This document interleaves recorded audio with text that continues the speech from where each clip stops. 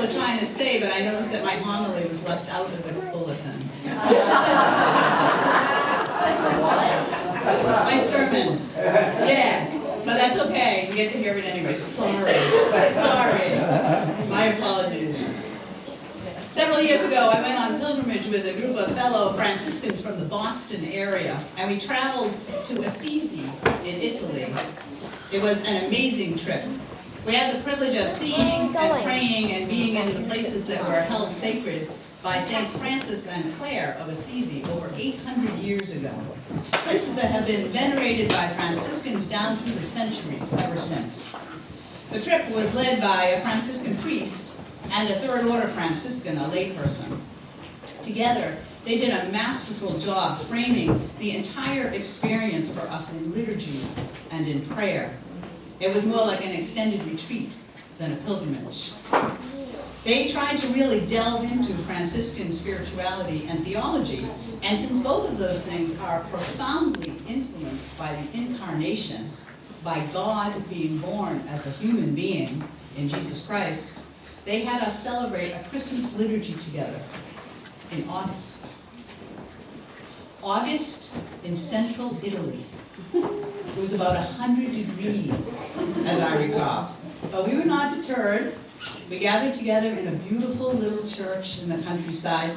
We lit every candle in the place, which probably just made it even hotter, because there were lots of candles in that place. And we sang Christmas carols, and we celebrated the liturgy for Christmas. At one point in the service, after communion and as a post-communion meditation of sorts, we were told to pass around a doll that had been wrapped up in a shawl that one of the women in our group had brought with her.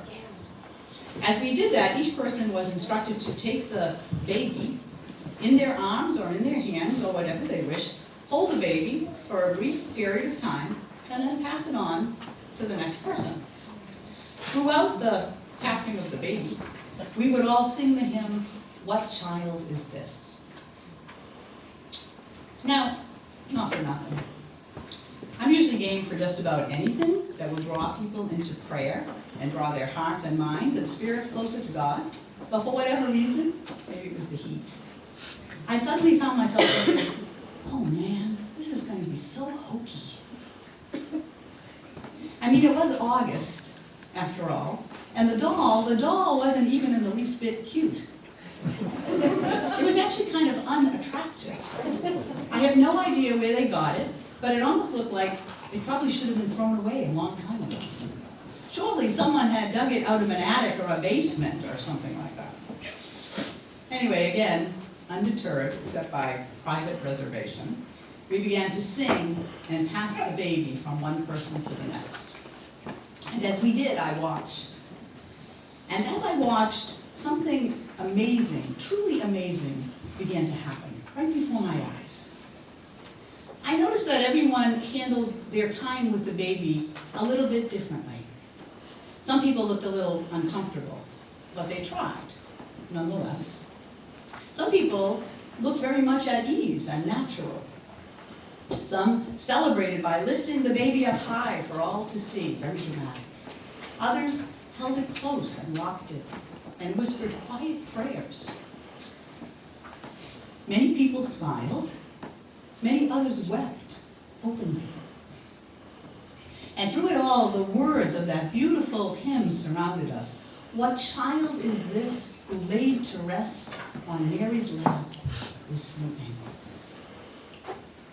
I'm telling you, things went from hokey to holy very, very quickly. By the time the baby came around to me, I was nearly beside myself. I couldn't talk or sing or do anything except take the baby and look at it and hold it and feel it up close against me. I was really overwhelmed with emotion. I truly felt as if I was holding and beholding God. God. And that is the point of Christmas. Out of unfathomable love, God comes to us to be seen and heard and touched and held and loved. God comes to us to be loved. There's a beautiful country music Christmas song that's written by two men named Mark Lowry and Buddy Green. And it's called, Mary, Did You Know? Some of the lyrics go like this. Mary, did you know that your baby boy would one day walk on water? Mary, did you know that your baby boy would save our sons and daughters? Did you know that your baby boy has come to make you new? This child that you deliver will soon deliver you. Mary, did you know that your baby boy will give sight to a blind man? Mary, did you know that your baby boy will calm a storm with his hand? Did you know that your baby boy has walked where angels trod? When you kiss your little baby, you've kissed the face of God. What child is this? This is Christ. And that is the miracle, the beautiful, mysterious, unfathomable, and glorious miracle of Christmas. God has become a human being. God has become a human being. The Creator has been born into the creation. In Jesus Christ, the face of God now belongs to every single human being who is created in the image of God and redeemed by Christ. When you kiss your child's face, you kiss the face of God. When you kiss your lover's face, you kiss the face of God. When you kiss the face of your aging parent, you kiss the face of God. When you kiss the face of a friend or the face of an enemy, you kiss the face of God. God comes to us in a million different faces, as the poet William Blake wrote. In a million different faces, God comes to us to be loved. The Christmas story tells us that through the grace and astounding condescension of God, the mystery of God is no mystery. The well-kept secret of God is no secret. It is, rather, as Thomas Merton wrote, God's wide-open secret, there for all to see. Christmas tells us that the unknowable, unspeakable, unfathomable, untouchable source of all being, the mystery of God, the one whose heart beats at the very center of the universe, can be seen and heard and touched and known and loved. What child is this? It echoes the question that Jesus would later ask his disciples and has been asking us ever since. Who do you say that I am? Who is this? How you and I answer that question will determine everything. Absolutely everything. What child is this? This is Christ. This is God.